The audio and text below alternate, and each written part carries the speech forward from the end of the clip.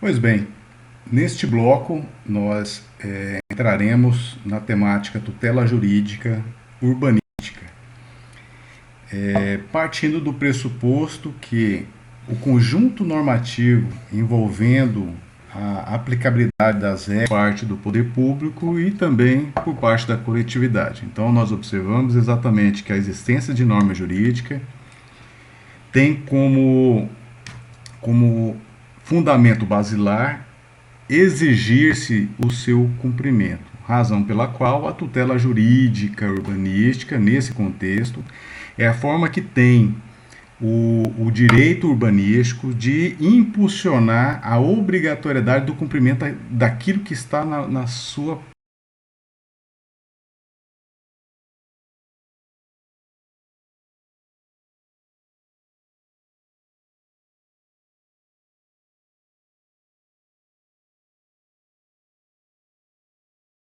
própria norma. Em face dessa questão, nós iremos tratar da responsabilização envolvendo a matéria. Então esse slide ele mostra de modo simbólico aí as implicações que tem a prática de determinado ato considerado como ilícito urbanístico e a sua correspondência no âmbito do direito à cidade sustentável. Então, são situações que proporcionam a aplicação, por exemplo, da sanção estatal. São algumas situações que nós iremos pontuar, evidentemente que não esgotando a temática, mas nós iremos abordar algumas formas aí de intervenção visando aí o cumprimento na satisfação dos interesses urbanísticos. Pois bem, em face desta situação, nós temos como principais mecanismos de operacionalizar a responsabilização na matéria, ela entra na perspectiva do sancionamento civil, do sancionamento administrativo e do sancionamento penal.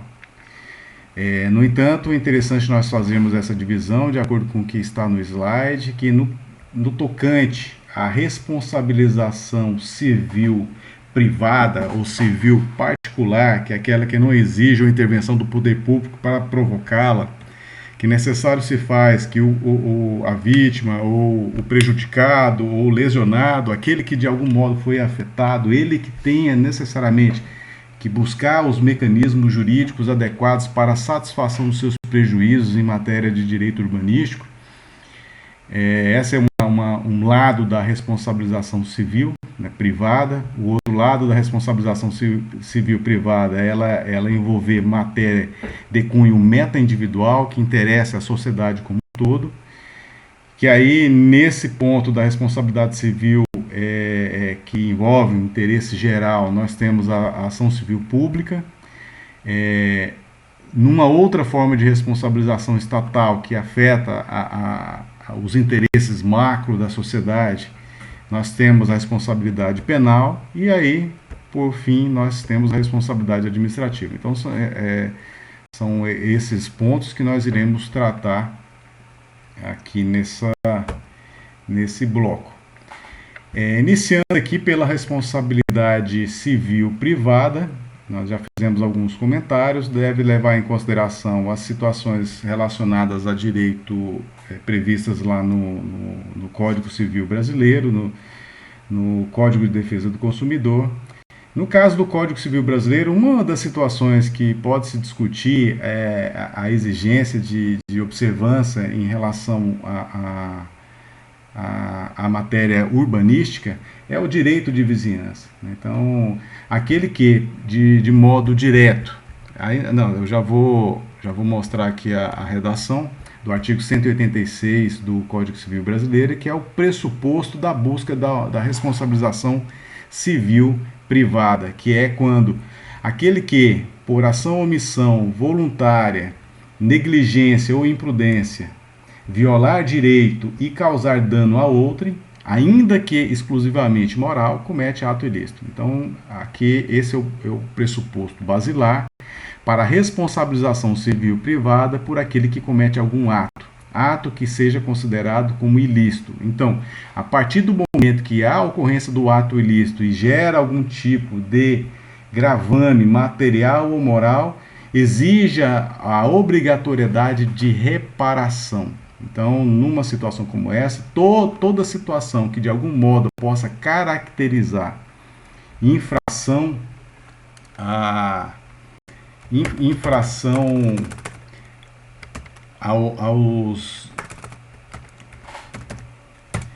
aos direitos privados, quaisquer que sejam eles, e seja aí a responsabilização. Então, uma das situações que nós podemos pontuar dentro do Código Civil brasileiro é exatamente o direito de vizinhança. Então, uma das situações que nós podemos pontuar exatamente é a que está estabelecida, não única, mas está estabelecida dentro aí do artigo 1277, que diz: o proprietário ou possuidor de um prédio tem o direito de fazer cessar as interferências prejudiciais à segurança, ao sossego e à saúde dos que o habitam, provocadas pela utilização de propriedade vizinha.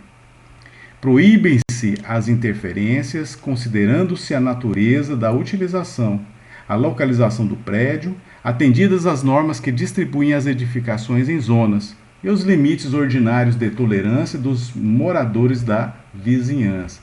Então, nós observamos que o artigo 1277, em caráter genérico, ele explicita o âmago aí dos direitos de vizinhança. O que nós poderíamos buscar desse contexto para aplicar no direito urbanístico?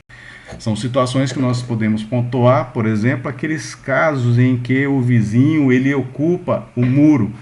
O muro pertence, em tese, salvo disposição em contrato, contratual ou não em contrário. O muro que divide imóveis urbanos, ele pertence a ambos os proprietários ali nessa situação. Então, a partir do momento que um deles constrói em cima do muro, sem respeitar o recuo necessário, que é exigível diante das normas urbanísticas, há um prejuízo direto ao vizinho que pode interpelar judicialmente, ou seja, pode acionar judicialmente, pugnando pela intervenção do Poder Judiciário para resolver aquela situação que está ocorrendo. O mesmo ocorre com a prática, por exemplo, de poluição sonora, né, das situações circunvizinhas, da poluição hídrica. Então, o esgotamento sanitário de um vizinho passando para outro vizinho, são situações que podem ocorrer no ambiente urbano.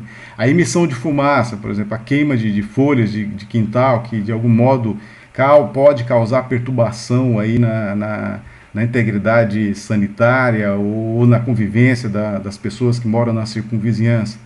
São situações essas que caracterizam o uso anormal do direito de propriedade, e aí enseja a possibilidade do Poder Judiciário, ao ser devidamente acionado, de se posicionar a respeito. Então, partindo do pressuposto da ocorrência do ato ilícito, que nós já explicitamos aí o seu âmago, o Poder Judiciário pode determinar, inclusive, o desfazimento da obra que viola as regras urbanísticas nesse exemplo. É interessante nós observarmos nos outros exemplos que eu mencionei a respeito da prática de poluição, alguns dos requisitos previstos e inerentes ao direito de propriedade, está lá no artigo 1228 do Código Civil Brasileiro, exatamente o ato de evitar a prática de poluição. Esse dispositivo é um dispositivo que menciona tão somente ar e águas, mas nós deveremos, numa interpretação teleológica, visualizarmos aí quaisquer outras modalidades de poluição. Então, é possível responsabilizar com fundamento indireto o direito urbanístico, com fundamento direto o Código Civil Brasileiro, para amparar o direito daquele que foi vítima aí do cometimento de um ato ilícito. Então são situações essas que o prejudicado ou o representante legal, conforme o caso, deve utilizar-se de uma ação própria, exatamente com a perspectiva de obrigar a fazer, obrigar a não fazer, ou mesmo pedir uma indenização por dano material ou moral, conforme o caso. Então, são situações essas que deve ser deflagrada, vamos assim dizer, pelo prejudicado diretamente. Então essa é uma situação que não podemos negligenciar e é diretamente ligado à iniciativa privada. O outro fundamento que nós podemos encontrar para a atuação daquele que se sinta prejudicado, exatamente o Código de Defesa do Consumidor. Por exemplo, no caso da comercialização de loteamento que não cumpriu todas as regras inerentes à implantação desse empreendimento imobiliário. Pode existir alguma deficiência de prestação dos serviços exigíveis em nível de implantação do empreendimento, pode ter contratualmente alguma previsão de algo que não foi incorporado pelo loteador, ou seja, qualquer tipo de comportamento que diga respeito especificamente à implantação inadequada de um loteamento que gerou algum tipo de prejuízo, também aquele que se sinta prejudicado, ele pode utilizar das regras previstas no Código de Defesa do Consumidor, que é a Lei 8.078, e essa é a lei que estabelece exatamente as regras relacionadas aos direitos consumeristas esse que pode ser sob o ponto de vista individual, como pode ser sob o ponto de vista coletivo. Então, a Lei 8.078 de 1990 possibilita também aquele que se sinta prejudicado de acionar quem é diretamente o responsável aí pelo comportamento ilícito dentro da implantação de um empreendimento imobiliário. Então essa é uma caracterização, é uma das caracterizações da responsabilidade civil que envolve a iniciativa privada. Então o fundamento maior é a prática do ato ilícito. Ok? O segundo ponto, dentro da mesma dinâmica da responsabilização civil, envolve a natureza pública dela, ou seja, quando envolve uma situação, e aí nós pegamos emprestados de novo o Código Civil e o Código de Defesa do Consumidor, para justificarmos qual é o alcance dessa responsabilização civil. E dentro desse contexto, nós observamos que a responsabilização civil coletiva ela envolve interesses meta-individuais, interesses que vai além do indivíduo, evidentemente, e que exigem a responsabilização daqueles que, de algum modo, praticaram atos que prejudiquem um número aí, relevante de pessoas, conforme a sua caracterização. Então, numa situação como essa, exige a instauração da ação civil pública, que é um dos mecanismos mais relevantes para esse fim. Exatamente para defender interesses ou direitos difusos, e está aí no artigo 81, parágrafo único, inciso 1º do Código de Defesa do Consumidor, que são aqueles entendidos como os transindividuais de natureza indivisível, de que sejam titulares pessoas indeterminadas e ligadas por circunstâncias de fato. Por exemplo, nós observamos exatamente o número de pessoas que poderiam ter sido prejudicadas pela implantação de um loteamento ilegal, clandestino ou indevido, com ocupação de área de preservação permanente, por exemplo. Então são situações essas que afetam conjuntamente o número aí indeterminado de pessoas e estão relacionadas por circunstâncias de fato.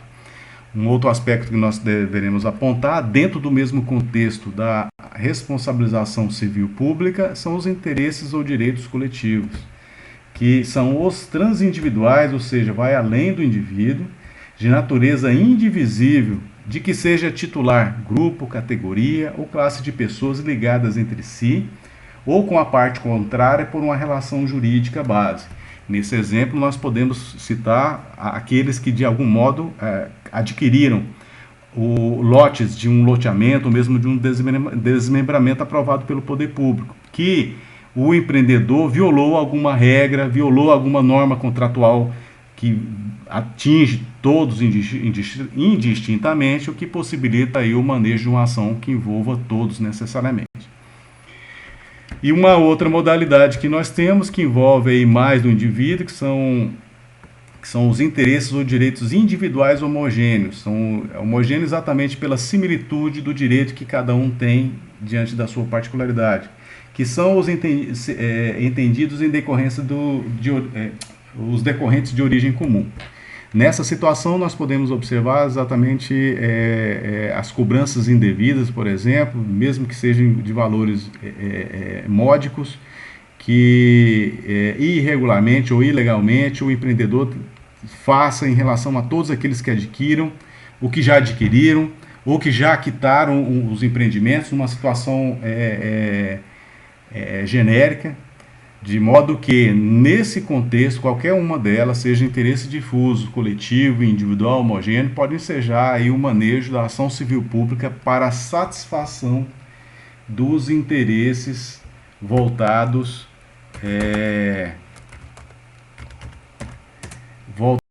para a tutela do direito urbanístico. Nesse ponto, é um direito urbanístico que está fundada aí na satisfação do interesse da coletividade como um todo. Então, nós deveremos conjugar o Código de Defesa do Consumidor, que foi a norma que nós mostramos aí na tela, e conjugado ela com a Lei 7347 de 1985, que disciplina a ação civil pública. E essa ação civil pública aqui, ela trata de vários interesses meta-individuais, que são interesses macro da sociedade, envolvendo o meio ambiente, consumidor, e também nós temos aqui com mais clareza interesse turístico, paisagístico, histórico, estético, e nós vamos observar com detalhe direto aqui a satisfação dos interesses materiais e morais contra a ordem urbanística. Então, aqui, exatamente nesse ponto, que foi a inclusão da medida provisória 2180 em sua 35ª reedição do ano de 2001, que incorporou a norma jurídica, já é uma redação vigente. Então, a satisfação dos interesses meta-individuais que envolvam matéria urbanística devem ser satisfeitos aí por intermédio da ação civil pública. Então, nós observamos que dentro desse contexto, uma das formas de responsabilização civil é exatamente essa pública, como o slide já mostra aí.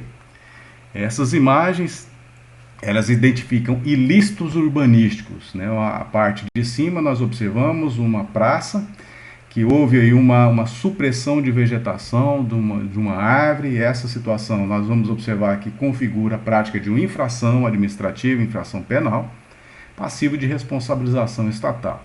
Na parte de baixo nós observamos uma prática de pichação, que é considerado como crime ambiental, infração administrativa ambiental, e muito embora esteja falando de infração ambiental, o meio ambiente urbano faz parte do contexto do meio ambiente em geral, e aí sujeita o infrator à responsabilização da mesma forma. Pois bem, e aí dentro do contexto da Lei da Ação Civil Pública, junto com o Código de Defesa do Consumidor, nós devemos ter em mente exatamente que os danos materiais e morais coletivos são passíveis de enquadramento. E o foro competente é o local do dano, ou do possível dano, conforme o caso. Os órgãos legitimados para a busca da responsabilização, no caso da responsabilização ativa, de quem pode promover essa responsabilização, nós temos a Lei da Ação Civil Pública elenca o Ministério Público Estadual, o Ministério Público Federal, nós temos a Defensoria Pública Estadual, a Defensoria Pública Federal, nós temos a União, os estados, o Distrito Federal, os municípios, nós temos autarquia, empresa pública, fundação ou sociedade de economia mista, e ao mesmo tempo nós podemos incorporar também a associação que, concomitantemente, ou seja, no caso da associação, que é uma instituição privada, ela deve preencher pelo menos 2 requisitos. constituição há pelo menos 1 ano, que é o requisito temporal, e também que inclua entre suas finalidades institucionais, ou seja, no Estatuto de Incorporação da pessoa jurídica denominada associação, deve estar presente que visa, dentre outros interesses, a satisfação da temática urbanística. É uma condição essencial nesse contexto, ou colocando a satisfação do interesse ambiental genericamente já engloba. Então nós temos o requisito requisito temporal e o requisito da matéria, que deve estar inserido aí na associação. Então, dentro desse conjunto, são um conjunto dos atores que têm a incumbência de buscar a responsabilização. Aí nós acrescentamos a fundação pública e nós acrescentamos também a fundação privada. É importante nós posicionarmos também no sentido de que esses atores identificados são atores que buscam a responsabilidade, ou seja, são os atores, são os legitimados ativos. E os legitimados passivos é contra quem se busca a responsabilidade. Então, aquele que, de algum modo, direto ou indiretamente, pratica o ato ilícito urbanístico, está sujeito a ser responsabilizado, e sim, seria individual ou conjuntamente sujeito passivo. Ok. É importante mencionar que na tutela dos interesses meta-individuais via ação civil pública, nós temos um instrumento de resolução amigável dos problemas, que é o termo de ajustamento de conduta, que é definido no artigo 5º, parágrafo 6º da Lei 7347/85, informando que os órgãos públicos legitimados podem estabelecer o compromisso de ajustamento às exigências legais, que é nada mais, nada menos do que um título executivo extrajudicial. Então, nessa configuração, os órgãos públicos legitimados, quando falam órgãos públicos legitimados, exclui aquela associação de bairro, uma associação que defende alguns interesses meta-individuais. Exclui, por exemplo, a fundação privada também. Então, envolve tão somente as instituições públicas que têm essa missão. Nesse contexto, a assinatura desse termo de ajustamento de conduta é um título que deve ser obrigatoriamente cumprido, sob pena de ensejar uma ação de execução. Então, é algo que deve ser destacado nesse momento. Um outro ponto que é importante mencionar sobre a ação civil pública é de que qualquer pessoa que tomar conhecimento da prática de infração envolvendo qualquer dessas matérias poderá comunicar a quem de direito para a tomada de providências cabíveis, dentre as quais o próprio Ministério Público. No caso do servidor público que tomar conhecimento, por exemplo, servidor de uma instituição ligada à tutela do interesse urbanístico dentro do município X ou Y, ele tem obrigação legal de comunicar ao Ministério Público, visando a instauração da investigação, que é o inquérito civil público, é uma delas, para se for o caso, comprovado, a responsabilização de quem de direito. A sentença em matéria de ação civil pública, ela atinge todos indistintamente, por isso que tem essa informação nesse termo em latim, que é erga omnes, atinge todos. Nos limites da competência territorial do juiz, exceto se a ação foi julgada improcedente por insuficiência de provas, podendo ser manejada uma outra ação desde que novas provas aí possa rediscutir a matéria. Então são situações pontuais, não há possibilidade de discussão detalhada aí das implicações jurídicas da responsabilização civil, mas no geral nós observamos exatamente isso. Tem uma parte da responsabilização civil que é privada e uma parte da responsabilização civil que é pública. Então é importante observar que temos várias formas de enfrentamento dos problemas relacionados à tutela da ordem jurídica, da ordem jurídica urbanística. E aí, um outro campo de responsabilização estatal, nós temos a responsabilidade administrativa urbanística. dentro do contexto da responsabilidade civil administrativa, as principais normas que nós iremos estar discutindo aqui são normas voltadas para a sua implementação ambiental, vamos assim dizer, ou seja, aquelas que são previstas em normas ambientais que se aplicam a todas as modalidades de meio ambiente. E o meio ambiente artificial é uma delas. Então nós temos a Lei 9.605 de 98, como também o Decreto 6.514 do ano de 2008.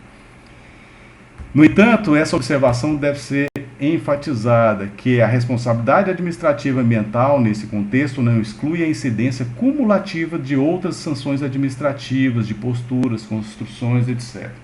Ao longo da disciplina, nós abordamos, por exemplo, regras que devem observar, por exemplo, para a implantação de parcelamento do solo urbano. Violada aquelas regras, está sujeito o infrator à responsabilização administrativa prevista na Lei do Parcelamento do Solo Urbano. Nós podemos observar também a possibilidade de descumprimento dos recursos, descumprimento das regras inerentes ao zoneamento do município previsto na Lei de Uso e Ocupação do Solo. A partir do momento que o órgão de controle urbanístico detecta o problema, está ele a incumbência de aplicar a responsabilização inerente exatamente àquela peculiaridade.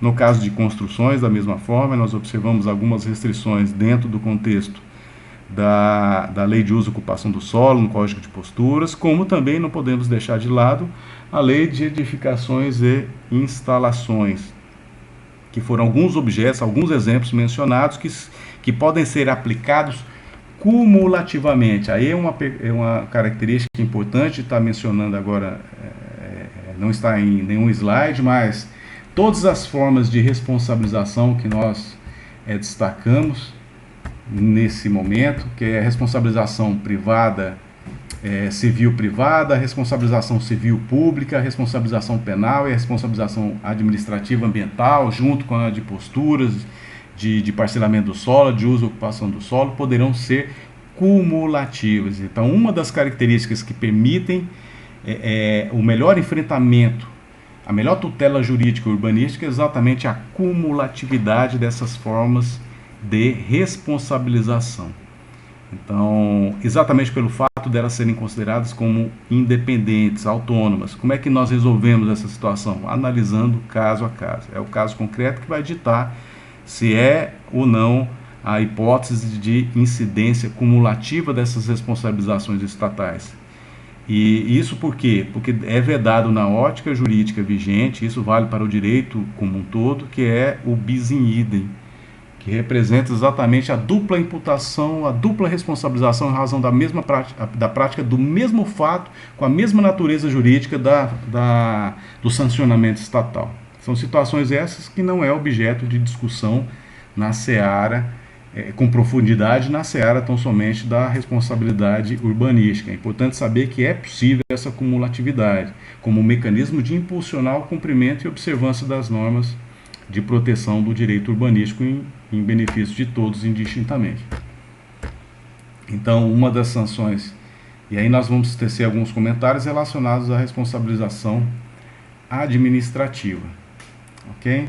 Na imagem mostra aí, muito embora seja de outro país, nós observamos a manchete informando da aplicação de responsabilização administrativa urbanística. É uma das situações, no Brasil tem, com certeza. Então, o poder público ele pode ou ele deve, a partir do momento que detecta uma infração à ordem urbanística prevista na lei, efetivamente, ele pode ou deve tomar providência? Deve. É uma obrigação indeclinável, ou seja, o poder público municipal, na responsabilização administrativa urbanística que lhe incumbe, não pode abrir mão de aplicar a sanção correspondente. Ok? Então é isso. No tocante à responsabilidade administrativa urbanística, com mais detalhamento aí, a ambiental, dentro do contexto da Lei 9.605 de 1998, nós temos aí inseridos como legitimados os órgãos integrantes do Sistema Nacional do Meio Ambiente, ou seja, aqueles que atuam diretamente junto ao CISNAMA, que aí nós podemos mencionar todos os órgãos ambientais, do município, do estado, da União, ou mesmo aqueles designados para fiscalização. Aí numa situação como essa, em alguns casos, Roraima não é diferente, existe a possibilidade da polícia adotar medidas de cunho sancionatório administrativo, como é o caso lá da Polícia Rodoviária Federal, da Polícia Militar, que é o que já vem ocorrendo na prática.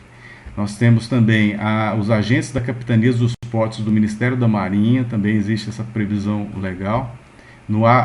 Sob o ponto de vista urbanístico, exclui essa autoridade exatamente por não ter incidência no ambiente urbano ou artificial.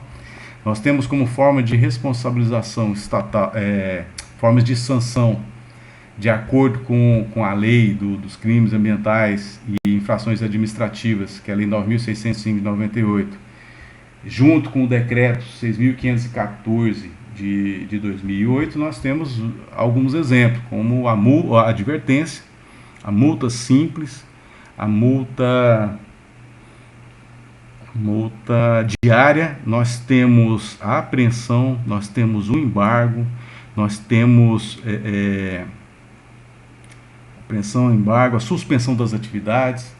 Então são inúmeras as situações que podem caracterizar a aplicação da responsabilização administrativa, e as formas da sanção, elas inclusive poderão ser cumulativas, como por exemplo a aplicabilidade de uma multa junto com o embargo da atividade. É um exemplo. Nós temos aí o valor das infrações administrativas entre R$ 50 e R$ 50 milhões, valor máximo esse que poderá ser triplicado. O prazo prescricional da infração administrativa é de 5 anos. E aí nós iremos comentar alguns tipos, ou seja, algumas figuras que consideram como infração administrativa, urbanística, ambiental, que são aquelas praticadas contra o ordenamento urbano e o patrimônio cultural. É isso que diz a lei federal, é isso que diz o decreto federal que a regulamenta. Então, com esses exemplos, nós iremos indicar aí as principais repercussões jurídicas que tem aí a responsabilização administrativa, urbanística e ambiental. Não podemos esquecer da incidência em outros casos, né, que envolvam, por exemplo, construção, posturas, implantação de loteamento, que não estejam delimitados exatamente nessa norma federal, e sim em normas municipais, pelo Brasil afora. Então, o artigo 72 do Decreto 6.514 do ano de 2008, que é o decreto federal que regulamenta a Lei dos Crimes e Infrações Administrativas Ambientais, estabelece como infração à ordem urbanística e patrimônio cultural o artigo 72, que indica: aquele que destruir, inutilizar e ou deteriorar bem protegido, arquivo, registro, museu, biblioteca, pinacoteca, instalação científica ou similar, previsto em lei, ato administrativo ou decisão judicial, está sujeito a multa de R$10 mil a R$500 mil, conforme o caso concreto.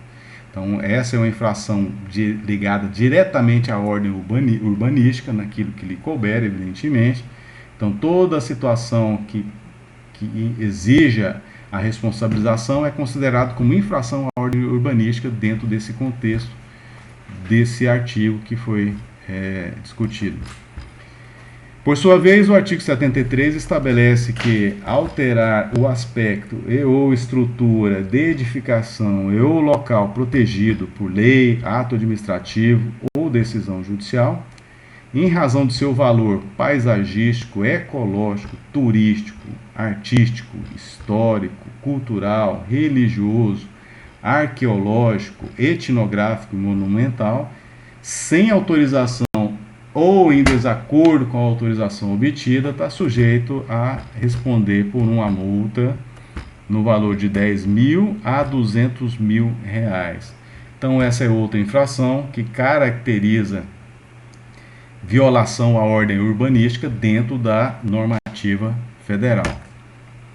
Aqui é um exemplo de um prédio que pode, aparentemente ele foi considerado como patrimônio histórico cultural, devidamente tombado, ato administrativo de tombamento feito pelo órgão público competente, e aí as ruínas, a demolição que ocorreu foi objeto de matéria, de crítica e de, evidentemente, que busca de esclarecimento para ver se essa situação pode configurar ou não infração à ordem urbanística. Então, nós observamos que, nesse contexto, uma situação como essa pode configurar aí violação e infração e sujeição à responsabilização administrativa, dentre outros cabíveis.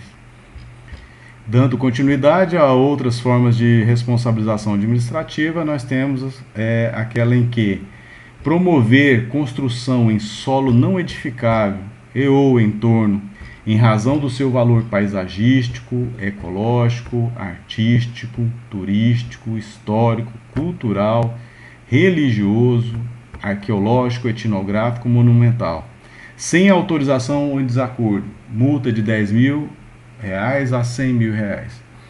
Nessa situação, nós podemos indicar, por exemplo, a caracterização da construção em solos não edificante ou não edificável legalmente, como, por exemplo, as áreas de preservação permanente, as áreas de inundação, devidamente configuradas, atestadas pelo poder público no seu entorno.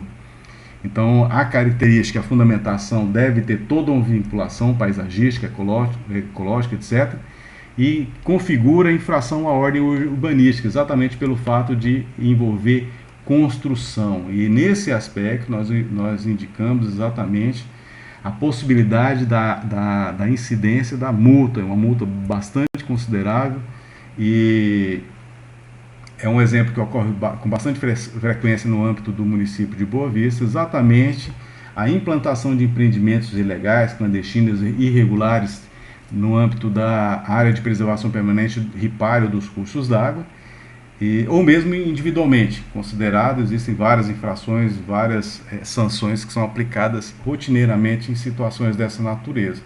Mas nós podemos observar também que um exemplo que pode ser caracterizado exatamente a construção na área do entorno. Nós temos uma lei estadual que estabelece o que deve ser considerado como patrimônio histórico-cultural, e aquele que foi efetivamente tombado como patrimônio histórico-cultural material, o entorno deve ser observado regras de no mínimo 100 metros do seu entorno, do que pode fazer, e devidamente o que pode fazer tem que ter o aval do poder público. Então, qualquer tipo de construção que não tenha esse aval pode estar sujeita aí à aplicação dessa responsabilização administrativa. O outro exemplo que nós podemos citar é exatamente o que eu mostrei numa imagem: pichar, grafitar ou por qualquer outro meio, edificação alheia e ou monumento urbano. Então, pode ser aplicada a multa de R$1.000 a R$50.000. Se em monumento ou coisa tombada, a sanção é aplicada em dobro. Então, nós observamos, existe uma modificação na lei que estabelece os crimes, um crime semelhante a esse aqui, cuja responsabilização, a alteração normativa excluiu a responsabilidade pela prática do grafite. Aí nós vamos fazer alguns comentários a respeito do grafite. Então, como nós estamos tratando da responsabilização administrativa, ela não foi alterada, mas parte do pressuposto que, se não é crime, não seria responsabilização administrativa. Então, envolveria tão somente o ato de pichar ou por qualquer outro meio causar qualquer tipo de comportamento que viole, que macule a edificação alheia e monumento urbano. Essa alheia pode ser residência, pode ser comércio, pode ser qualquer tipo de estabelecimento, público ou privado. Então, necessário se faz, diretamente esse dispositivo visa proteger o ambiente artificial urbano. Outros dispositivos que nós podemos somar nesse contexto, exatamente voltados para a prática da infração de poluição. Está lá no decreto também, que é a prática de poluição do ar, sonora, visual, etc. Pode sujeitar o infrator a multa de R$5.000 a R$50 milhões, conforme a potencialidade, é o que está na norma. Então, depende do caso concreto, do impacto gerado, dentre outras situações. Pois bem, então essas são algumas características da responsabilização administrativa e aí nós entraremos em outro vídeo para explicitar as demais formas de tutela jurídica urbanística.